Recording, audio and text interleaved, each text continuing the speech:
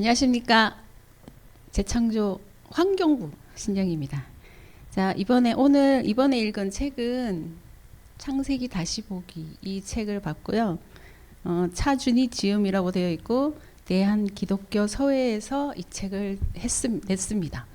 근데 이번 주 강단 메시지는 예배와 기도의 완전성, 사도행전 18장 1절 4절 말씀인데 이것과 어떻게 연결이 되는지 한번 보도록 하겠습니다.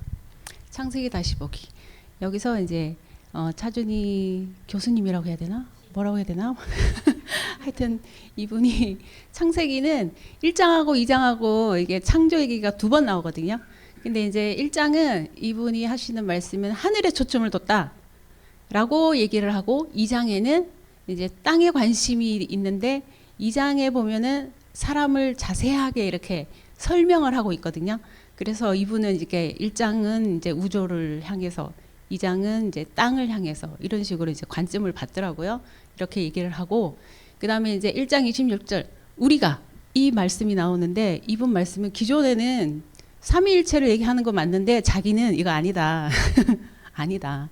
이러면서 이제 모르겠어요. 심사숙고의 복수형 이랬는데 하늘회의라 그랬는데 하늘회의에서 뭐 누구랑 얘기하는지는 잘 모르겠는데 이사야 6장 8절 찾아보시고 이렇게 얘기를 하더라고요. 그래서 이제 삼위일체가 아니다라고 얘기를 하고 계시고 그다음에 창세기 3장 2장 3절에 안식이라는 말이 그 따로 떼어놓다, 구별하다. 이거는 맞는 것 같아요. 하던 일을 중지하고 하나님이 쉬셨잖아요. 그러니까 이렇게 얘기를 하고 있고요. 그다음에 창세기 2장 5절에 에덴 동산을 파라다이스. 근데 우리가 생각할 때 파라다이스 아무것도 안 해도 돼. 이건 아닌 것 같고 성경에도 이렇게 나와요. 경작하며 지키게 했다. 경작을 해야 되는 거예요. 그냥 우리가 지금 생각에 파라다이스 이러면은 에덴 동산 이러면 아무것도 안 한 것처럼 됐는데 아니더라고요. 성경 자체에 이게 경작하며 지키게 하셨다. 그렇잖아요. 선악과를 지켜야 되고 생명나무는 먹어도 되지만 선악과를 지켜야 되잖아요. 그러니까 이거는 맞는 것 같고 창세기 2장 7절에 이제 흙 얘기 나왔는데 이 흙을 우리는 땅? 흙? 이렇게 얘기하는데 이게 원래는 그 먼지? 뭐 땅의 먼지? 이렇게 얘기하더라고요. 그래서 사람을 땅의 먼지라고 생각하니까 먼지니까 사람을 그렇게 별로 중요하지 않게 보는 약간 그런 느낌이 있더라고요. 제가 볼 때는 땅의 먼지로 만들었다 이렇게 하니까. 근데 이분 말씀이 땅이 죽으면 사람도 죽고 우리 사람도 죽을 수밖에 없다. 땅이 살아야 사람도 산다. 이렇게 얘기를 하는데 우리는 뭐예요?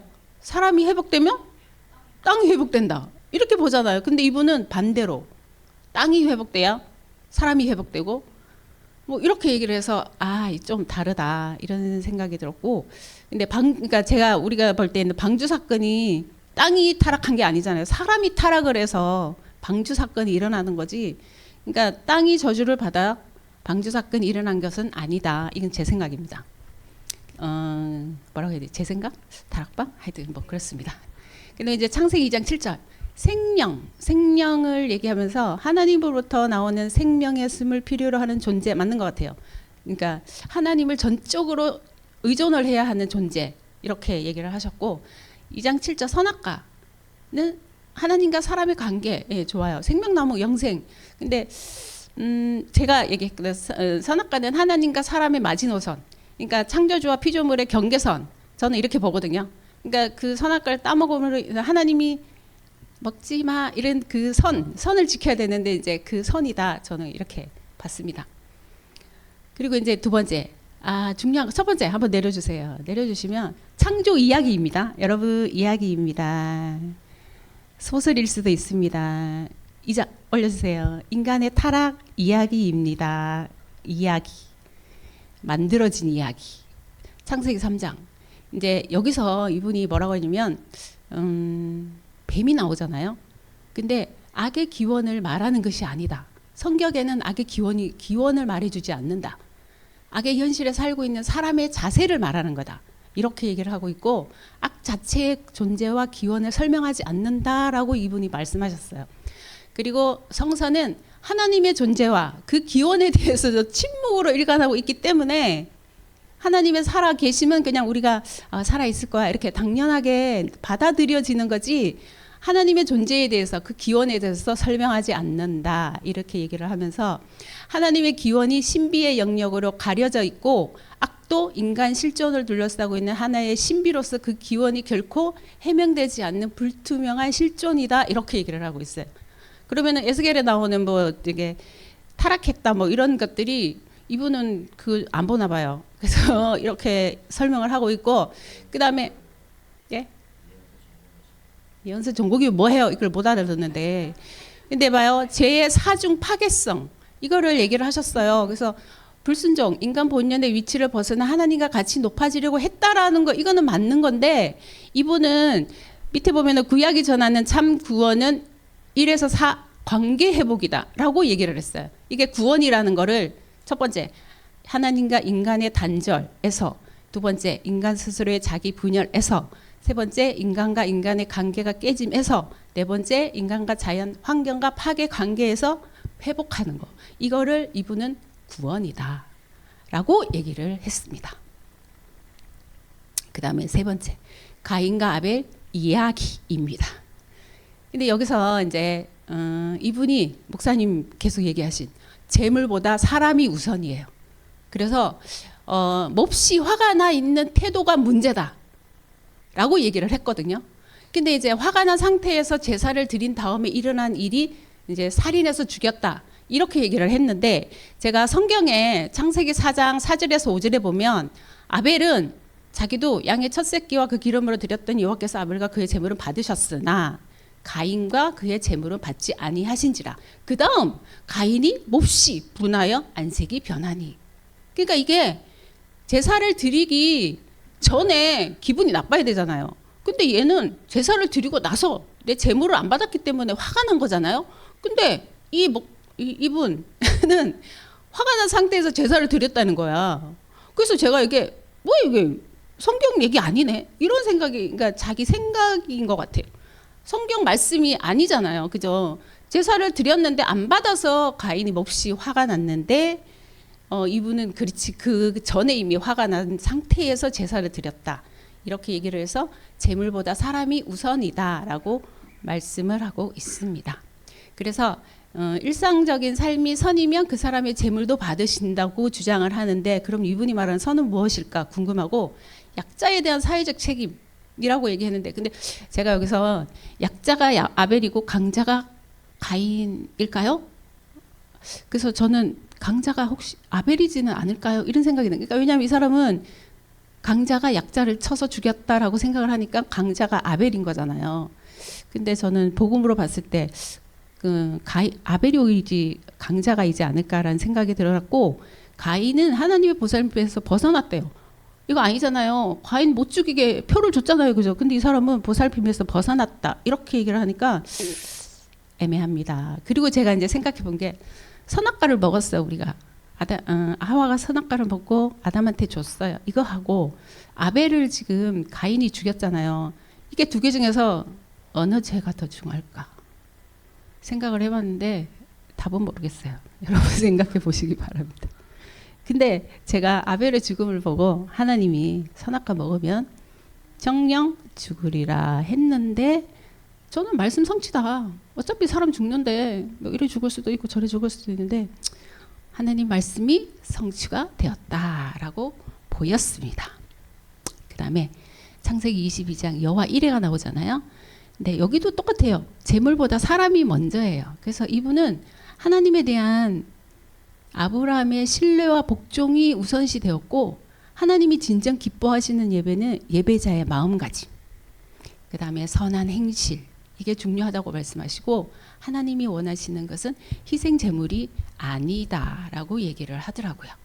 그래서 목사님하고 통화를 할 때 목사님이 그러시더라고요. 책 어디까지 봤냐요. 그래서 제가 아직 아브라함 읽고 있는데 모리아산 못 갔습니다. 이랬더니 목사님 하시는 말씀 모리아산 갈 필요 없대요.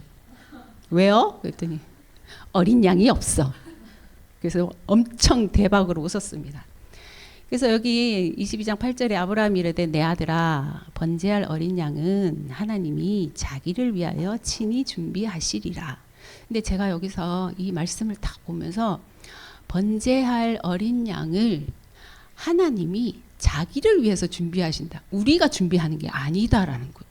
저는 여기 이 말씀 보고 하나님이 자기를 위해서 어린 양을 친히 준비하신다. 그러니까 하나님이 예수 그리스도를 친히 준비하시는 거. 우리가 준비한 게 아니잖아요, 그죠? 그거랑 이렇게 일맥상통하더라고요. 그래서 하나님이 예수 그리스도를 보내신 거지. 우리가 뭐 구원을 받겠다고 뭘 이렇게 하는 그런 것들이 아니다라는 그런 생각이 들었고요. 이 창세기 다시 보기 하면서 생각한 게 뭐냐면, 이제 유광수 목사님이 항상 하시는 얘기, 이 성경책은 불신자가 봐도 볼 수 이렇게 맞아 이런 거 있고, 신자가 봐도 맞아 이게 있고, 그다음에 전도자가 봤을 때 맞다 이런 것도 있고, 전도자가 봤는데도 어렵다 이런 내용이라고 이렇게 얘기를 해주시잖아요. 근데 이 전도자가 이해하는 수준은 아마 영적 세계, 귀신의 세계, 하나님의 그 천군 천사 뭐 이런 부분을 볼 수 있는 눈이 있어야 이게 전도자의 눈이 아닐까 이런 생각이 드는데, 이분이 이 지금 창세기 다시 보기를 쓴 거는 딱 1번 불신자가 보기에 딱 알아듣는 수준, 거기까지만 쓴 것 같아요. 그 이상은 절대 못 썼어요. 영적 부분이 아무것도 없잖아요. 그러니까 선을 행해야 돼, 약자를 보호해야 돼, 환경을 보호해야 돼, 뭐 이런 거 있잖아요. 하나님하고 관계를 회복하는데 어떻게 관계를 회복하라는 건지 모르겠더라고요. 봤는데 못 찾겠더라고요. 그래서 1번 불신자만 이해할 수 있는 요 수준의 책을 교수님께서, 신학대학 교수님께서 쓰셨다라고 저는 보여졌어요. 그 다음에 이제 말씀, 예배와 기도의 완전성, 사도행전 18장 1절에서 4절, 이 말씀이 강단 메시지였는데 제가 질문을 했어요. 왜 예배가 완전하지? 왜 기도가 완전하지? 왜요? 이유가 뭔데요? 그리스도의 완전성 이해되죠? 그거는 이해돼요. 완전하시니까 이해가 됐어요. 근데 왜 예배가 완전하고 기도가 완전할까? 이 질문을 했는데 하나님이 깨달음을 주셨어요. 예배의 완전성 1번. 이 예배의 조건에 예수 그리스도가 선포되잖아요. 이거 예수 그리스도 선포 안 되면 안 되는 예배인데 예수 그리스도가 선포가 안 돼. 이거 예배라고 볼 수 있어요? 아니라고 봐요. 근데 그리고 창조의 능력을 가지신 성삼위 하나님, 창조의 능력 가지신 분은 성삼위 하나님밖에 없다. 그래서 이분은 전지전능하고 무소부재하시다. 맞잖아요, 그죠? 근데 이렇게 된 분이 하나님이시다. 그리고 이제 타락 이후에 이게 여기서 제가 너무 충격을 먹은 게, 타락을 했잖아요. 마귀가 와가지고 사람을 타락시켰단 말이야. 선악과를 먹어라 이랬는데 마귀는 선악과 먹었니? 땡. 근데 하나님은 갑자기 탁 나타나셔갖고 선악과 먹었어? 회복의 길도 줄게. 딱 주신 거야. 근데 이게 마귀는 진짜 타락만 시켜놓고 너 알아서 해. 여기서 너무 충격이 된 거야. 근데 하나님이 탁 오셔가지고 창세기 3장 15절 여자의 후손을 딱 주신 거예요. 그래서 진짜 역시 하나님이라는 생각이 들었고, 그 다음에 이제 여기서 피조물이잖아요. 우리가 천사, 사단, 사람 다 피조물인데, 천사하고 사단은 하나님의 형상이 없어요. 피조물이기는 한데 하나님의 형상 없어요. 그래서 하나님의 형상이 없으면 하나님의 영을 받을 수 있는 존재가 못 돼요. 맞죠? 하나님의 영을 받을 수가 없어요. 근데 하나님의 영을 받을 수 없기 때문에 하나님 자녀가 될 수 있다 없다? 없다. 예, 없어요.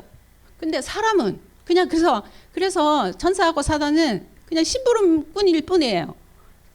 그래서 우리가 천사 사단을 부린다 이거는 아니지만 사단을 결박할 때 되는 이유가 예수 이름으로 되는 거잖아요. 그래서 그냥 하나님의 심부름꾼 거기까지고, 근데 사람은 하나님의 형상을 가졌어. 그리고 하나님의 형상은 하나님의 영을 받을 수 있는 존재가 됐어. 그래서 하나님의 영을 받았기 때문에 하나님 자녀가 되는 거죠.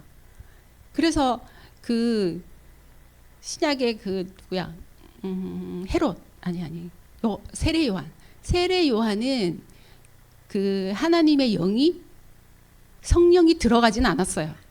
왜? 예수님이 승천하시고 나서 부활하시고 그 다음에 성령 보내주셨잖아요. 그래서 그 땅에서는 세례 요한이 굉장히 높은 지위지만 하나님 나라 가면 그렇게 높지 않아요. 왜냐하면 우리 마음속에 성령이 계시기 때문에 하나님 자녀. 그래서 와, 사람이 엄청나게 귀하다. 그래서 예수 그리스도가 선포되어지기 때문에 예배가 완전하다. 저는 이렇게 봤고요. 그 다음에 기도의 완전성. 기도는 왜 완전할까 생각을 해봤는데 하나님 자녀의 신분과 권세를 누리는 것이 기도다. 이렇게 계속 얘기하잖아요. 근데 이게 진짜 맞는 것 같아요. 왜냐하면 계속 주세요. 이거는 아닌 것 같고 기도는 하나님 자녀의 신분과 권세를 누리는 게 맞고 그 다음에 기도할 때 우리가 한 번밖에 안 하지만 예수 그리스도 이름으로 기도하잖아요. 그죠? 너무 중요한 것 같아요. 그 다음에 세 번째 사단의 이름 대표적으로 그 루시퍼라고는 말 안 하죠. 보통 사람들이 루시퍼라고는 말 안 하는데 그 몰몬교가 모로나이인가? 모로나이 그 천사라고 말하거든요. 그런 이름이라든가 성인의 이름 왜 순교했기 때문에 누구의 이름 아니면 뭐 천사의 이름 아니면 뭐 사람의 이름 이렇게 기도하는 거는 기도가 아닐 뿐더러 이 다 피조물이기 때문에 완전하지 않다. 그래서 저는 예수 그리스도 완전한 그 이름으로 기도하기 때문에 저는 기도는 완전하다 이렇게 봤습니다. 맞는지 안 맞는지 잘 모르겠지만 어쨌든 저는 예배도 예수 그리스도, 기도도 예수 그리스도. 그렇기 때문에 예배와 기도는 완전하다. 저는 이번에 강단 메시지 이렇게 봤습니다. 감사합니다. 가장 중요한 거는 이제 원본을 본 사람이 별로 없기 때문에 원본 분석을 정확히 해줘야 된다. 그죠? 그래서 창세기 다시 보기 내용이 일단 정확하게 이해가 돼야 돼. 이 사람이 이렇게 본다. 창세기 1장과 2장을 두 창조 이야기로 본다. 그래서 첫 번째 창조 이야기는 바벨론 시대 때 나온 것이다. 두 번째 거는 뭐 이제 이렇게 그래서 뭐 창세기에는 그 여호와 하나님 엘로힘 뭐 이렇게 신명이 여러 가지로 나오게 돼 있다. 이제 마틴 디벨리우스의 이제 성서 비평하기죠. 이런 것들이 기본으로 딱 깔려 있는 처음에 나온 책이 한신대에서 나온 겁니다. 한국신학대학에서 한신대 출판사에서 책이 2권이 나왔거든요. 이분이 독일 보온대학에서 배웠어요. 68혁명 이후 모든 독일의 이제 철학 모든 것이 다 뒤바뀌기 시작을 하는 거죠. 실존적이다라고 하는 말이 벌써 무신론적 실존주의, 유신론적 실존주의에 대한 모든 흐름들이 다 거기에 박혀 있는 실존이라고 하는 건 안 보이시는 것, 안 보이는 세계보다는 보이는 이게 더 우선이다라고 하는 말이에요. 그게 실존주의입니다. 그렇기 때문에 뭐 지금 다 전쟁 나고 다 죽었는데 오늘이 중요하지 무슨 뭐 영원하고 이런 거 필요 없어 이런 말이거든요. 그렇기 때문에 그런 류의 사고들을 받은 사람들이 지금 교육을 받고 와서 자기들이 거기에 노예가 됐는지도 모르고 와서 여기서 지금 가르치고 있는 거죠. 그게 문제입니다. 그래서 이제 이런 것들이 그 안에 그래서 이 사람이 하고 있는 게 그러니까 히브리서 11장 4절 기본적으로 기존에 지금까지 있었던 모든 전통적인 신학을 뒤집어 엎는 게 이 사람의 목적이에요. 이런 사람들이 한 세대로 들어갔다는 거죠. 조영기 목사를 타고. 그러니까 한 세대 순복음이 위기다. 20년간 그렇게 했습니다. 그러니 신학계가 사실 한국 구역학계 회장이에요. 신학계 자체가 위기다. 자체는 기독교가 지금 위기다. 이게 오늘의 이게 지금 이제 문제가 성서 비평론이 지금 기본으로 깔려 있는 그래서 뭐 하느냐 생태계, 환경신학, 인권 중심, 뭐 이런 얘기들을 계속 이제 하는 거죠. 그러니까 하는 모든 게 다 지금 독일 신학인데 독일 신학이 지금 글로 가고 있다. 이런 것들을 이제 보게 되는 것이고요. 그래서 현대 철학이 지금 이제 신학계로 들어온 겁니다. 현대 철학이 뭐냐? 다 뒤집기라는 겁니다. 뒤집기, 해체주의. 이게 지금 이제 그 하는 짓이거든요. 이걸 기독교서에서 냈다. 뭐가 뭔지도 모른다는 얘기죠. 이게 지금 한국 교회의 위기다 이 말. 그래서 이걸 사실 교회는요 신학적 공동체로 확실하게 있어야 돼. 뭐가 뭔지를 정확히 알아야 됩니다. 이런 이제 속에 뭐 창세기 3장 얘기, 창세기 4장 얘기 마찬가지로 이런 얘기들을 정확히 하고 지금 이제 이런 부분들을 확실하게 하니까 뭐 메시지 분석이 더 확실하네. 자, 그래서 이런 부분들이 우리 속에 진짜 날카롭게 정리가 되어 있는, 그래서 우리가 이런 부분들을 가지고 현장에서 사람 만났을 때 정확한 답을 줄 수가 있어야 돼. 그죠?